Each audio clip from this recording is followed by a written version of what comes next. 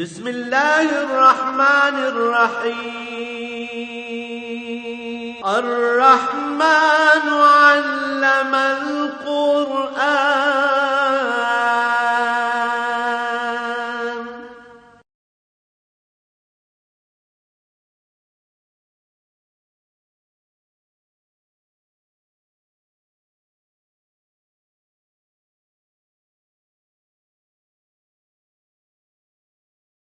الحمد للہ رب العالمین والصلاة والسلام علی حبیبہ محمد وآلہ وصحبہ اجمعین اعوذ باللہ من الشیطان الرجیم بسم اللہ الرحمن الرحیم وجعلوا للہ مما ذرأ من الحرث والانعام نصیبا فقالوا هذا لله بزعمهم وهذا لشركائنا فما كان لشركائهم فلا يصل إلى الله وما كان لله فهو يصل إلى شركائهم ساء ما كانوا يحكمون وكذلك زين لكثير من المشركين قتل أولادهم شركاؤهم ليردوهم ليلبسوا عليهم دينهم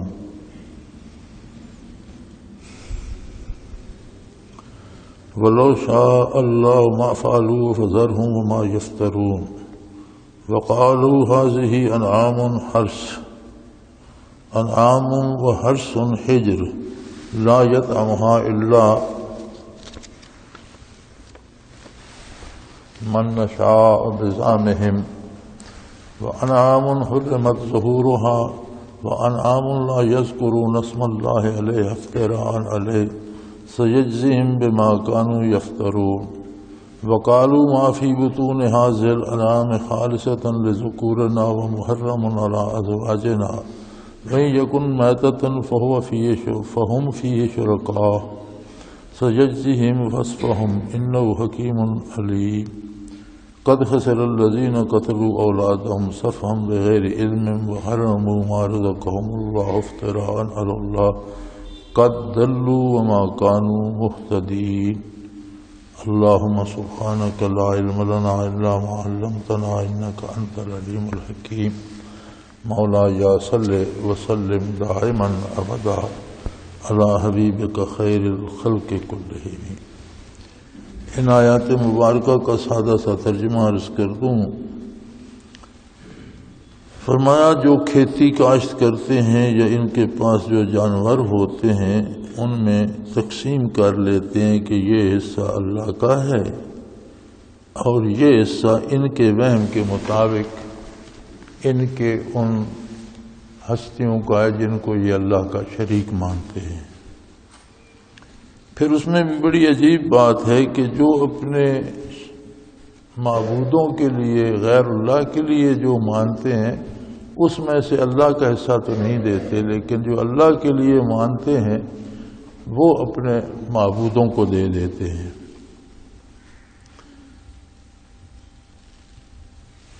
اور یہ بہت برا فیصلہ ہے، بہت بری بات ہے جو انہوں نے اختیار کر لی ہے۔ ساء ما یحکمون۔ فرمایا اس پر اللہ کی سزا یہ ہوتی ہے کہ جب بندہ اللہ کی عظمت کو بھول کر برائی کو اپنا لیتا ہے تو اللہ کی طرف سے سزا یہ دی جاتی ہے کہ وہ برائی ہی اسے بھلی لگنے لگتی ہے، وہ سمجھتا ہے میں بڑا کمال کر رہا ہوں۔ اس سے بڑھ کر یہ بچیوں کو قتل کر دیتے ہیں تو اللہ کریم وہ فعل بھی بطور سزا ان کی نظروں میں اچھا کر دیتے، یہ اس پہ فخر کرتے ہیں میں نے اپنی اتنی بچیاں قتل کر دی، اس پہ شرمندہ نہیں ہوتے۔ یعنی کوئی گناہ پہ فخر کرتا ہے تو یہ اللہ کی طرف سے سزا ہے، اور اس کا اثر یہ ہوتا ہے کہ اللہ انہیں برباد کر دیتا ہے۔ اگر اللہ چاہتا تو یہ ایسا نہ کرتے، لیکن آپ انہیں چھوڑ دیجئے کہ اپنی گمراہی میں ہلاک ہو جائے۔ پھر یہ کہتے ہیں یہ جانور جو ہے یہ مخصوص ہے اسے ہماری مرضی کے بغیر اس کا گوشت کوئی نہیں کھا سکتا۔ بعض جانور جو ہیں ان پر سواری نہیں کی جا سکتی، ان کی پیٹھ پر بیٹھنا حرام ہے، اور جانوروں پر ذبح کے وقت اللہ کا نام بھی نہیں لیتے، محض اللہ پر بہتان باندھتے ہیں کہ یہ اللہ کا دین ہے۔ ہوتی ان کی اپنی بنائی ہوئی رسومات ہیں، لیکن جب کہتے ہیں یہ دین ہے تو دین سے مراد تو وہ ہوتا ہے کہ اللہ کا حکم ہے، تو یہ اللہ پر بہتان باندھنے کے مجرم بھی ہوتے ہیں۔ ان قریب اس بہتان باندھنے کے جرم کی سزا انہیں بھگتنی پڑے گی۔ پھر ایک رسم اور بھی ہے، کہتے ہیں جو اس مادہ جانور کے پیٹ میں ہے اسے صرف ہمارے مرد کھا سکتے ہیں، جو بچہ یہ دے گی خواتین کھا نہیں سکتی، اور اگر وہ بچہ مردہ پیدا ہوتا ہے تو کہتے ہیں ٹھیک ہے اس میں دونوں شریک ہیں، عورتیں بھی کھا سکتی ہیں مرد بھی کھا سکتے ہیں، اور یہ سب انہوں نے اپنے پاس سے جوڑ لیے ہیں۔ اللہ انہیں اس کی سزا دے گا، اس لیے کہ وہ حکیم بھی ہے اور علیم بھی ہے۔ فوری سزا کیوں نہیں دیتا؟ یہ اس کی حکمت کا تقاضا ہے، اور کسی کا جرم اس کی بارگاہ سے چھپ نہیں سکتا، وہ جانتا ہے۔ بہت نقصان میں رہے وہ لوگ جنہوں نے اولاد کو قتل کیا جہالت کی وجہ سے، بغیر کسی علمی دلیل کے، اور جن چیزوں کو اللہ نے حرام کیا تھا اسے حلال کیا تھا انہوں نے اسے حرام کر دیا اور اللہ پر جھوٹ باندھا۔ ایسے لوگ گمراہ ہو جاتے ہیں اور پھر کبھی ہدایت نہیں پاتے۔ اس رکوع کے اس حصے میں رسومات کا تذکرہ ہے۔ اسلام بڑا سادہ، بڑا سیدھا، بڑا صاف دین ہے۔ حاکمیت اعلیٰ اللہ کریم کی ہے، جنہیں دنیا میں اختیار و اقتدار دیتا ہے ان کے پاس اقتدار اللہ کی امانت ہوتا ہے، اور وہ اس بات کے مکلف ہوتے ہیں کہ اللہ کا دین نافذ کریں، اللہ کے دیے ہوئے احکام کے مطابق فیصلے کریں۔ لیکن انسان بھول جاتا ہے، پھر وہ اپنی بنائی ہوئی رسومات شروع کر دیتا ہے، اور جب کسی رسم جو ہم خود شروع کرتے ہیں اس پر یہ خیال بھی ہو کہ یہ ثواب ہے تو اس کا مطلب ہے وہ دین ہے، اور دین کی اساس تو یہ ہے کہ اللہ نے اس کا حکم دیا ہو، رسول اللہ صلی اللہ علیہ وسلم نے وہ کام کرنے کا حکم دیا ہو، یا خود کیا ہو، یا تعلیم فرمایا ہو، کیونکہ دین سارے کا سارا وہ ہے جو رسول اللہ صلی اللہ علیہ وسلم نے تعلیم فرمایا۔ تو کسی نے حضرت عبداللہ ابن عمر رضی اللہ رضوان اللہ علیہ اجمعین سے پوچھا، حضرت عمر رضی اللہ عنہ کے صاحبزادے تھے، حضرت عبداللہ بہت بڑے فقیہ تھے، تو کسی نے ان سے سوال کیا کہ نماز خسوف کے بارے بھی قرآن کریم میں ملتا ہے، اور قصر کے بارے بھی قرآن میں ملتا ہے، یہ صلاۃ خوف یا اس طرح کی چیز کوئی قرآن میں نظر نہیں آئی۔ بہت بڑے فقیہ تھے اور بڑے علمی دلائل دے سکتے تھے، فقہائے امت میں ان کا شمار ہوتا تھا، صحابہ کرام میں، تابعین میں، اپنے زمانے میں بہت بڑے فقیہ تھے، لیکن انہوں نے بڑا خوبصورت جواب دیا۔ انہوں نے فرمایا بیٹا ہم لوگ کچھ نہیں جانتے تھے، ہمیں کوئی پتہ نہیں تھا اللہ کون ہے، کہاں ہے، آخرت کیا ہے، ثواب کیا ہے، گناہ کیا ہے، عذاب کس کو کہتے ہیں، انعام کیا ہے، کوئی چیز ہم نہیں جانتے۔ اللہ نے اپنے رسول صلی اللہ علیہ وسلم کو مبعوث فرمایا، انہوں نے ہمیں ساری چیزیں تعلیم فرمائیں، یہ احکام بھی انہوں نے تعلیم فرمائے، اس لیے اس پر ہم عمل کرتے ہیں۔ دین کی یعنی سادہ سی بنیاد، کتنی خوبصورت سادہ سی بات انہوں نے ارشاد فرمائی جو ایک عام ان پڑھ آدمی بھی سمجھ سکتا ہے، علمی دلائل تو شاید جاننے والوں کے لیے ہوں۔ انہوں نے فرمایا سادہ سی بات ہے بیٹا، قرآن بھی تو رسول اللہ صلی اللہ علیہ وسلم نے فرمایا یہ قرآن ہے تو ہم مانیں۔ قرآن کی جتنی تفصیل حضور کا عمل اور ارشاد ہے وہ بھی رسول اللہ نے فرمایا، ہم تو رسول اللہ صلی اللہ علیہ وسلم کا اتباع کرتے۔ تو یہ جو رسومات ہوتی ہیں ان میں خرابی یہ ہے کہ جہاں کوئی رسم جاری کی جاتی ہے وہاں کوئی سنت گرا دی جاتی ہے، کوئی عمل حضور کا، کوئی حکم دین کا چھوٹ جاتا ہے تو وہاں رسومات اور رواج آ جاتے ہیں۔ اور رواج کیوں آتے ہیں؟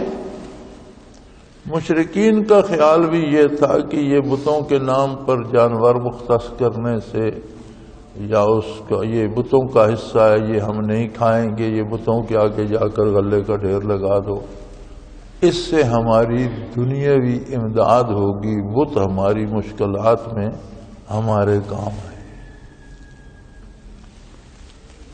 اللہ ہمیں اس عمل سے پناہ دے۔ ہم نے کلمہ تو پڑھ لیا اور کلمے کی ضرب بتوں پر تو ایسی کاری لگی کہ کوئی کلمہ گو کسی بت کی طرف متوجہ نہیں ہوتا، لیکن ہم نے انبیاء، صلحاء اور اہل اللہ اور ان کے مزارات کو بنا لیا کہ یہ بکرا جی مزار پہ چڑھانا ہے، اب اسے کوئی نہیں چھیڑ سکتا۔ یہ گھوڑا جو ہے یہ حضرت حسین رضی اللہ تعالیٰ عنہ سے منسوب ہے، اب اس پر کوئی سواری نہیں کر سکتا۔ یہ جانور جو ہے یہ فلاں بزرگ کی طرف منسوب ہے جی، بس وہیں جائے گا تو وہیں خانقاہ پہ ذبح ہوگا، اسے کوئی نہیں چھیڑ، اس کا دودھ بھی کوئی نہیں پی سکتا۔ اس سے ہماری مراد بھی وہی ہوتی ہے جو قبل اسلام مشرکین کی تھی۔ وہ سمجھتے تھے بت ہماری مدد کریں گے، ہم سمجھتے ہیں صاحب قبر ہماری مدد کو آئے گا، حتیٰ کہ ہم نے اس کام کو اتنا بڑھایا کہ سیدنا شیخ عبد القادر جیلانی رحمۃ اللہ علیہ کے نام سے ہم نے ایک باقاعدہ رسم منسوب کر دی، 11ویں شریف، پیر صاحب کی 11ویں۔ اچھا وہ یہاں تک بڑھی کہ چور اور ڈاکو بھی وہ ان کا حصہ مانتے ہیں جی، ڈاکے سے چوری سے جو آیا اس سے پیر صاحب کا حصہ لیں گے۔ کیا یہ خرافات ہے؟ اور یہ ساری گمراہی بندے کو دین سے دور کر دیتی ہے، اللہ کی رحمت سے محروم کر دیتی ہے۔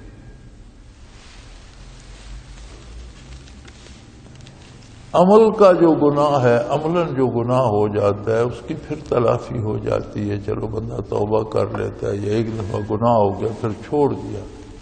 عقیدے میں جو گناہ بطور ثواب کے داخل ہو جاتا ہے، جب بندہ اسے ثواب سمجھتا ہے تو توبہ کب کرے گا؟ یعنی بدعت کہتے ہیں نئی چیز جو حضور سے، سلف صالحین سے ثابت نہ ہو، اپنی طرف سے بنا کر اس کا نام دین رکھ دیا جائے۔ بدعت کا سب سے بڑا عذاب یہ ہے کہ اس سے توبہ نصیب نہیں ہوتی، اس لیے کہ بدعتی اس پر عمل کرنے والا اسے ثواب سمجھتا ہے، تو ثواب سے توبہ کب کرے گا؟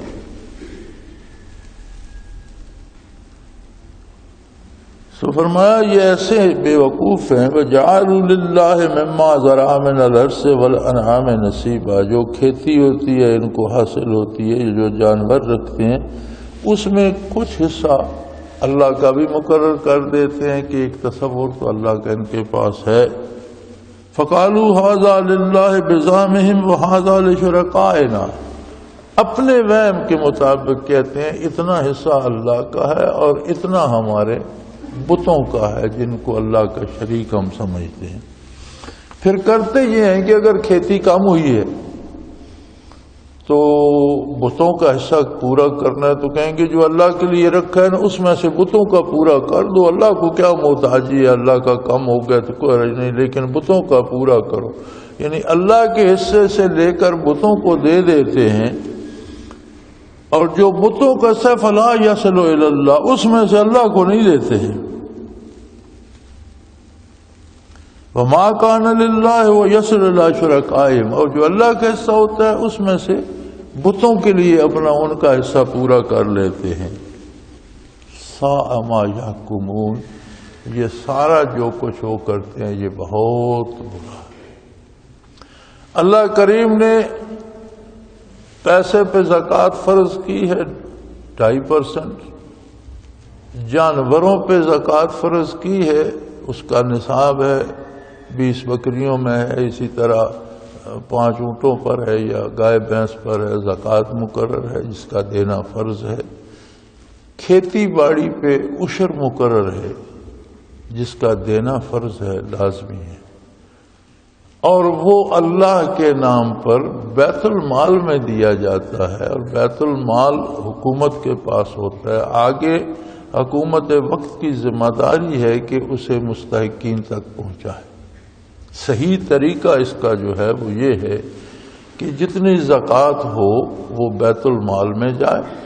نبی کریم صلی اللہ علیہ وسلم کے زمانے میں زکوٰۃ جمع کرنے والے اور زکوٰۃ کا حساب رکھنے والے اور اسے پھر آگے تقسیم کرنے والے مال مقرر ہوتے تھے، اور ان کی تنخواہ جو اس پر کام کرتے تھے ان کی تنخواہ بھی اسی مال سے مقرر ہوتی تھی۔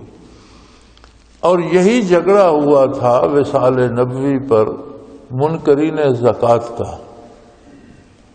منکرین زکوٰۃ نے یہ کہا تھا کہ حضور صلی اللہ علیہ وسلم کا وصال ہو گیا، اب ہم مرکز میں زکوٰۃ یا بیت المال میں جمع نہیں کرائیں گے، دینا ہوگا تو خود تقسیم کر دیں گے۔ 3 باتیں جمع ہو گئی تھی۔ ایک، مسلمانوں کو حضور کے وصال اور حضور کے دنیا سے پردہ فرما جانے کا دکھ، اور اس دکھ کا اندازہ ہم نہیں کر سکتے۔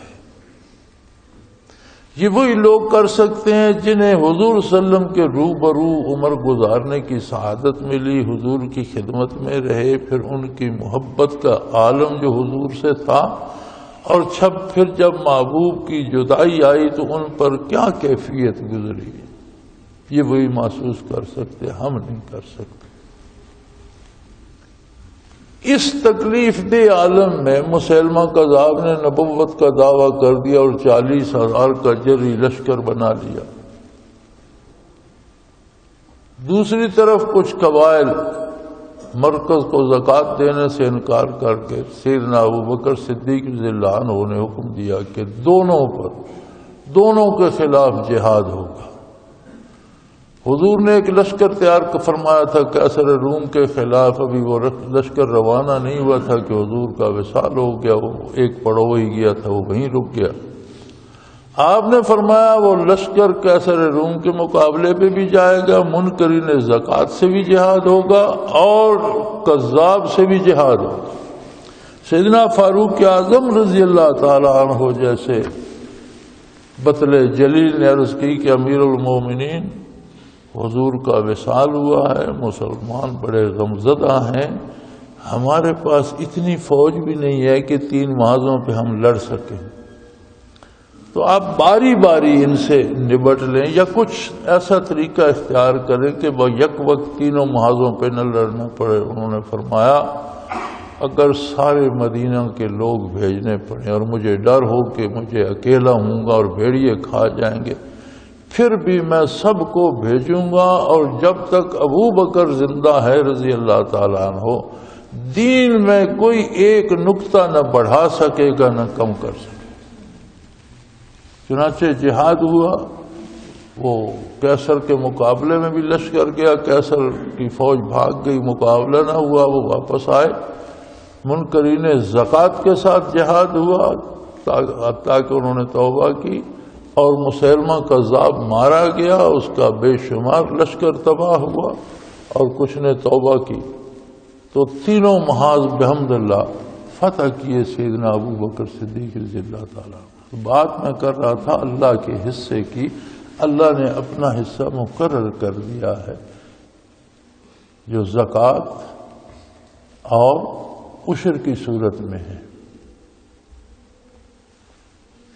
اب ہماری بد نصیبی یہ ہے کہ زکوٰۃ کا نظام حکومت کے پاس ہوتا نہیں تھا، ضیاء الحق کے زمانے میں شروع کیا گیا، لیکن وہ عجیب سا جو اللہ کا دیا ہوا معیار تھا اسے بدل کر اپنا انہوں نے کچھ لوگوں کو اس سے معافی دے دی، استثناء دے دیا، کچھ لوگوں پر جو پرسنٹیج لگائی وہ نہیں تھی جو شرعی تھی، پھر وہ زبردستی کاٹی جاتی ہے اور صرف بینکوں سے کاٹی جاتی ہے، بینکوں میں سود کا پیسہ بھی ہوتا ہے اور زکوٰۃ بھی کاٹی جاتی ہے، پھر جب حکومت کے خزانے میں جاتی ہے تو سیاسی رشوت کے طور پر اسے خرچ کیا جاتا ہے۔ تو یہ ساری وہ خرابیاں ہیں۔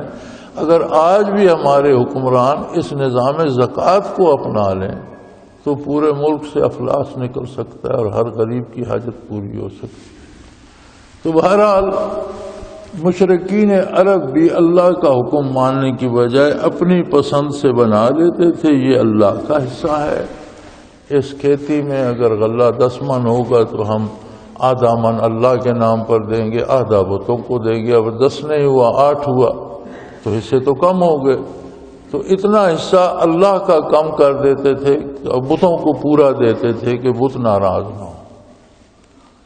یعنی ان کا عقیدہ یہ تھا کہ یہ فوری مصیبت جو دور کرتے ہیں یہ بت کرتے ہیں، یہ بت بخار دور کرتا ہے، یہ پیسے دیتا ہے، یہ اولاد دیتا ہے۔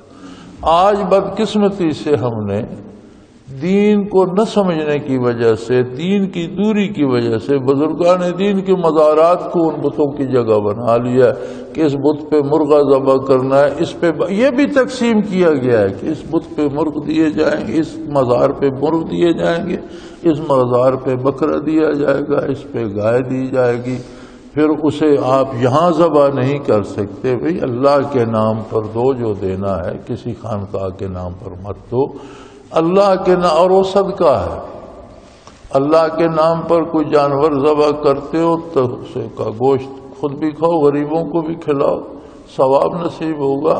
وہ ثواب اگر کسی بزرگ کو بخشنا چاہتے ہو تو اللہ سے دعا کرو، یا اللہ اس کا جو ثواب حاصل ہوا ہے یہ فلاں بزرگ کو پہنچا دے، وہ تمہارا اپنا سرمایہ ہے، کسی کو دینا چاہو۔ اور یاد رکھیں یہ ضروری نہیں کہ صرف مردہ کو ثواب بخشا جا سکتا ہے، زندہ کو بھی بخشا جا سکتا ہے کہ میری اس نیکی کا ثواب یا اللہ میں اپنے اس بھائی کو دیتا ہوں۔ حضور نبی کریم صلی اللہ تعالی علیہ وآلہ وسلم رات فرما رہے تھے، رات کا وقت تھا، آسمان صاف تھا اور ستاروں سے بھرا ہوا تھا، خوبصورت لگ رہا تھا۔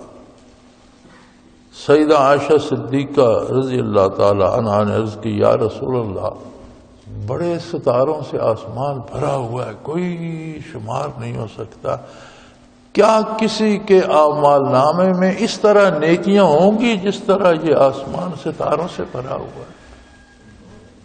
حضور اکرم صلی اللہ علیہ وآلہ وسلم نے فرمایا، ہاں عمر رضی اللہ تعالیٰ عنہ، عمر کا اعمال نامہ ایسے نیکیوں سے بھرا ہوا ہے جیسے یہ آسمان بھرا ہوا ہے۔ عرض کی، حضور میرے والد گرامی ابو بکر صدیق کے اعمال نامے کا کیا؟ فرمایا اس کی کیا بات کرتی، اس نے تو سور میں 3 راتیں میرے ساتھ بسر کی ہیں، ایک رات کا اندازہ بھی جہان بھر کی نیکیاں نہیں پورا کر سکتی۔ اس کی تو بات ہی چھوڑو، اس کی بات ہی الگ ہے۔ او کما قال رسول اللہ صلی اللہ علیہ وسلم، میں مفہوم عرض کر رہا ہوں۔ تو یہ بات باہر نکلی، سیدنا فاروق اعظم نے سن لی، سیدنا ابوبکر صدیق رضی اللہ عنہ تک نہیں پہنچی تھی۔ انہوں نے کہا پہلے اس کے کہ ابوبکر سن لیں، وہ پہلے ان کے پاس پہنچے، الیک سے الیک ہوئی بیٹھے۔ عمر کیسے آنا ہوا؟ حضرت میں ایک کام سے آیا ہوں۔ نبی کریم صلی اللہ علیہ وسلم نے رات فرمایا ہے تاروں بھرا آسمان دیکھ کر کہ عمر کا اعمال نامہ اس طرح نیکیوں سے بھرا ہوا ہے جس طرح آسمان بھرا ہوا۔ فرمایا مبارک ہو۔ الحمدللہ کہنے لگے، جی مبارک تو ہے، لیکن میں چاہتا یہ ہوں کہ یہ ساری نیکیاں آپ لے لیں، اور آپ کے پاس 3 راتیں ہیں غار ثور کی جو حضور کے ساتھ آپ نے گزاری، ان سب نیکیوں کے بدلے ایک رات مجھے دے دیں، 2 رات کا درجہ آپ رکھیں۔ انہوں نے فرمایا عمر تیری نیکیاں تو بہت زیادہ ہیں، لیکن جو مزہ آشنائی میں ہے، جو مزہ رفاقت میں حضور کی ہے، جو میں نے وقت حضور کی خدمت میں کاٹا، وہ میں کسی کو نہیں دوں گا۔ انہوں نے نہیں مانا تھا، انہوں نے کہا میں کیوں دے دوں، وہ تو میری ہے، میں نہیں دیتا۔ تو اس کا مطلب ہے کہ ایصال ثواب زندوں کو بھی کیا جا سکتا ہے۔ سیدنا فاروق اعظم بھی جانتے تھے کہ اگر وہ کہہ دیں کہ 1 رات کا ثواب تمہارا ہوا تو مجھے مل جائے گا۔ سیدنا فاروق اعظم نے بھی یہ، ابو بکر صدیق رضی اللہ عنہ نے بھی یہ نہیں کہا کہ میں ثواب ہے، انہوں نے کہا میں دیتا نہیں، میں نہیں دوں گا۔ حضور صلی اللہ علیہ وسلم نے سنا تو آپ نے بھی منع تو نہیں فرمایا، کہیں نہیں یہ بات ملتی کہ حضور نے منع فرمایا ہو کہ یہ نہیں ہو سکتا۔ تو اس کا مطلب ہے ایصال ثواب ہو سکتا ہے، لیکن بھائی ایصال ثواب کے لیے پہلے ثواب کمایا جائے۔ ہم چیک دیتے ہیں کسی کو، جا کر میرے بینک سے اتنے پیسے لے لو، تو اس کے لیے پہلے بینک میں ہمارا سرمایہ ہوگا تو اس کو ملے گا نا، کہ نہیں؟ ثواب بھی اسی طرح کا چیک ہے، اور جو ثواب کماتے ہیں دیتے وقت انہیں تکلیف ہوتی ہے کہ میں نے بڑی مشکل سے یہ نیکی کمائی ہے۔ ہم تو دن رات لٹاتے رہتے ہیں نا کہ اس کو بخش دیا، اس کو، اس لیے کہ ہم کرتے ہیں پتہ ہوتا ہے کہ بلینک چیک ہے، اکاؤنٹ بلینک پڑا ہے، چیک جائے گا بھی تو ڈسانر ہو جائے گا، دیتے رہو اس سے۔ تو ضرور کیا جائے صدقہ، بزرگوں کو ایصال ثواب کیا جائے۔ کوئی شیخ ہے، کسی سے آپ نے سیکھا ہے، کوئی استاد ہے، اس سے آپ نے پڑھا ہے، والدین ہیں، انہوں نے آپ کی پرورش کی ہے، اللہ کے نام پر صدقہ دیں، خیرات کریں، جانور ذبح کریں، پھر اللہ سے دعا کریں کہ اے اللہ یہ نیکی جو میں نے کی ہے، ہاں فرض نہیں بخشے جا سکتے، نفلی عبادت کا ثواب، فرض تو ڈیوٹی ہے ہماری۔ اب ہم جمعہ کے 2 فرض پڑھیں گے تو ہم کہیں گے میں فرض کو ثواب بخشوں، یہ تو ہماری ذمہ داری ہے۔ نفل جو ہم پڑھیں گے، تسبیحات جو پڑھتے ہیں، تلاوت کرتے ہیں، زکوٰۃ کے علاوہ جو صدقہ دیتے ہیں نفلی، اس سارے کا ثواب آپ چاہیں پاس رکھیں، چاہیں آپ والدین کو دیں، استاد کو دیں، اور یہ بھی قید نہیں کہ مر چکا ہو، زندے کو بھی دیا جا سکتا ہے۔ لیکن اللہ کی اطاعت، نبی کریم کا اتباع کر کے نیکی کمائی جائے اور پھر کسی کو دی جائے تو بات، رسومات پر عمل کر کے اور محض دنیاوی فوائد کے لالچ میں بزرگوں کی قبروں سے وابستہ ہو جانا، یہ شرک ہے کہ جی اس مزار پہ جاؤں گا تو میرے جانور ٹھیک ہوں گے، اس مزار پہ جاؤں گا تو بچے کو نوکری مل جائے گی، اس مزار پہ جاؤں گا تو ٹانگ کا درد ٹھیک ہو جائے گا۔ یہ ظلم ہے، یہ زیادتی ہے، اور یہ درست نہیں ہے۔ تو یہی وہ کرتے تھے مشرکین، جس کی یہاں ممانعت آ رہی ہے۔ اور پھر ایک اور بات ارشاد فرمائی، وَكَذَلِكَ زَيَّنَ لِكَثِيرٍ مِّنَ الْمُشْرِكِينَ قَتْلَ أَوْلَادِهِمْ شُرَكَاؤُهُمْ لِيُرْدُوهُمْ لِيَلْبِسُوا عَلَيْهِمْ دِينَهُمْ وَلَوْ شَاءَ اللَّهُ مَا فَعَلُوهُ فَذَرْهُمْ وَمَا يَفْتَرُونَ۔ فرمایا اللہ کی طرف سے ایک سزا یہ بھی ہوتی ہے کہ بندہ برائی کر رہا ہوتا ہے اور اس برائی کو برا نہیں سمجھتا، یہ بڑی عجیب سزا ہے۔ یہ ایسی سزا ہے کہ اسے مہلت دی جاتی ہے کہ یہ اور برائی کر لے۔ اب دیکھیں کتنے لوگ آپ کو ایسے ملیں گے، ڈاکہ کرنے پہ فخر کرتے ہیں، بعض لوگوں کو قتل کرنے پہ فخر ہوتا ہے، میں نے اتنے بندے قتل کر لیے، میرا کسی نے کچھ نہیں بگاڑا۔ یعنی جرم کر کے اس پر فخر کرنا، یہ ایک عذاب ہے اللہ کی طرف سے کہ وہ برائی اس کی نگاہوں میں قابل فخر ہو جائے۔ فرمایا یہ ایسے ظالم ہیں کہ اپنے بچوں کو قتل کر دیتے ہیں۔ اب قتل اولاد میں سیدھی بات تو یہ ہے کہ مشرکین عرب بچیوں کا یا زندہ گاڑ دیتے تھے یا قتل کر کے دفن کر دیتے تھے، لیکن قتل اولاد میں اگر اس کی تشریح کی جائے تو یہ چیز بھی شامل ہے کہ ہم اپنے بچوں کو دین سے آشنا نہیں کرتے۔ میرے پاس اگلے دن ایک خاتون تشریف لائیں اچھے کسی امیر گھرانے کی تھی، میں نے تو پوچھا نہیں، لباس وباس سے سمجھ آتی تھی، اچھی خاتون ہے، اچھی گاڑی تھی قیمتی۔ مسئلہ کیا ہے جی؟ آپ دعا کریں، میرا بیٹا جو ہے وہ شاید باہر پڑتا ہے کہیں کسی باہر ملک میں، تو وہاں ایک ہندو لڑکی ہے، اس سے وہ شادی کرنا چاہتا ہے، تو آپ دعا کریں اس سے شادی نہ کرے، میرا بیٹا برباد ہو گیا۔ میں نے کہا بی بی تیرا بیٹا کو بار تو پیدا نہیں ہوا، 15 16 20 سال تو تیرے پاس رہا ہوگا، پھر وہاں پڑھنے گیا ہوگا، یہاں سے کچھ ابتدائی تعلیم کر کے گیا ہے، تو نے اسے بتایا ہے کہ اسلام کیا ہے، کفر کیا ہے، کافر کے ساتھ کہاں تک تعلق رکھا جا سکتا ہے، اس سے آگے جائز نہیں ہے، حلال کیا ہے، حرام کیا ہے، جائز کیا ہے، ناجائز، اللہ کون ہے، محمد الرسول اللہ صلی اللہ علیہ وسلم کون ہے، قرآن کون سی کتاب ہے، حدیث کا کیا، یہ سارا تو نے بچے کو بتایا، اور پھر وہ کافر سے شادی کی۔ وہ جی ہم سے تو یہی کمی ہے نا کہ ہم یہ نہیں بتاتے۔ تو میں نے کہا اب جب وہ جوان بالغ ہو گیا، اسے مسلمان اور کفر کی تمیز دی، تو میری دعا وہاں کیا کرے؟ میں تو دعا کرتا ہوں اللہ اسے ہدایت دے، لیکن تم نے تو اسے قتل کر دیا، تم نے تو اس کی عاقبت آخرت تباہ کر دی، اور تم صرف دولت کا ذریعہ بناتے نہیں کہ میرا بچہ دنیاوی علوم پڑھ جائے گا، پھر تو دولت تو تمہارے پاس پہلے کافی ہے، پھر اور آ جائے گی تو کیا ہوگا؟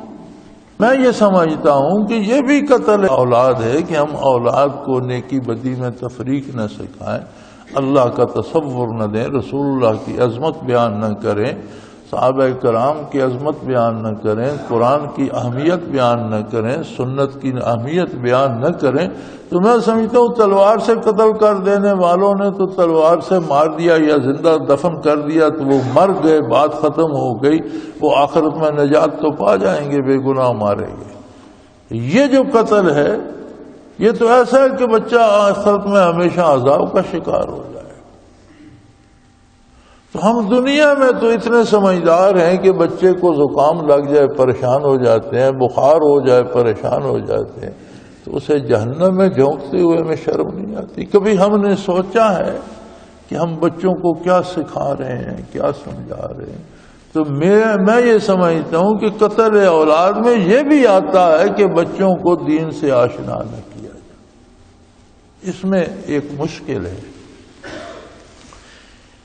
بچے بڑی اللہ کی سادہ سی اور عجیب سی مخلوق ہوتی ہیں، ان کا لوح دل صاف ہوتا ہے، اور ہر بچہ قدرتی طور پر یہ سمجھتا ہے کہ دنیا کا بہترین مرد میرا باپ ہے، دنیا کی سب سے اچھی عورت میری ماں ہے، یہ قدرتی اس کے سامنے وہی ہوتے ہیں۔ اب ہم بچے کو کہیں اللہ کو مانو اور خود نہ مانے، بچے کو کہیں پاک چیز کھاؤ پلید نہ کھاؤ اور خود پلید کھائیں، بچے کو کہیں وضو کرو خود نہ کریں، بچے کو کہیں نماز پڑھو خود نہ پڑھیں، تو بچہ پریشان ہو جاتا ہے، وہ کہتا ہے مجھے کہتے ہو خود کیوں نہیں کرتے؟ ہم خود جو کہ دین پہ عمل نہیں کرتے، اس لیے یہ موضوع ہم بچوں سے بھی نہیں چھیڑتے کہ وہ کہے گا خود تو نہیں کرتے۔ اب ایک بندہ خود بے نماز ہے تو بچے کو نماز کا قائل کیسے کر لے گا؟ ایک بندہ خود کبھی قرآن نہیں کھولتا، بچے کو قرآن کی اہمیت کیا بتائے؟ تو مصیبت یہ ہے کہ بچے کو سکھانے کے لیے اس کا بہترین طریقہ یہ ہے کہ پہلے ہم خود عمل کریں، زبان سے نہ بھی کہیں، وہ ہمیں دیکھ کر سیکھتا چلا جائے گا کہ یہ کام اچھا ہے جو ابو کرتے ہیں، یہ کام اچھا ہے جو امی کرتے ہیں۔ ہم چاہتے ہیں کہ ہم تو جیسے ہیں ویسے رہیں، بچہ نیک ہو جائے، بچہ ایسے کیسے نیک ہو جائے؟ تو یہ ایک مشکل آ جاتی ہے کہ ہم بچوں کو سکھا نہیں سکتے۔ اور میں یہ سمجھتا ہوں کہ بچوں کا قتل کرنا اور پھر اس کو پر فخر کرنا، اللہ کریم فرماتا ہے یہ ان کو میں نے اس لیے دے دیا ہے کہ ان کو برباد کر دوں اور یہ رسومات میں تباہ ہو جائیں، یہ میرے نافرمان ہیں، یہ دنیا میں اپنے لیے اور مصیبتیں کھڑی کر لیں۔ وہ کسی دانشور کا اگلے دن مجھے بتا رہے تھے کہ بہت سردی تھی، تو چھوٹا سا تھا، وہ کہیں پرائمری پڑھتا تھا، تو اس کی ماں نے کہا کہ سخت سردی ہے تو دعا کرو دوزخ میں بڑی آگ ہے، وہیں سے تھوڑی سی آگ آ جائے تو گھر گرم ہو جائے۔ مذاق کیا اس کے ساتھ اس کی ماں نے، تو بچہ پرائمری کا وہ کہنے لگا ماں دوزخ میں تو آگ نہیں ہوتی۔ اس نے کہا کیا ہوتا ہے؟ اس نے کہا ہر کوئی دنیا سے اپنی آگ لے کے جاتا ہے،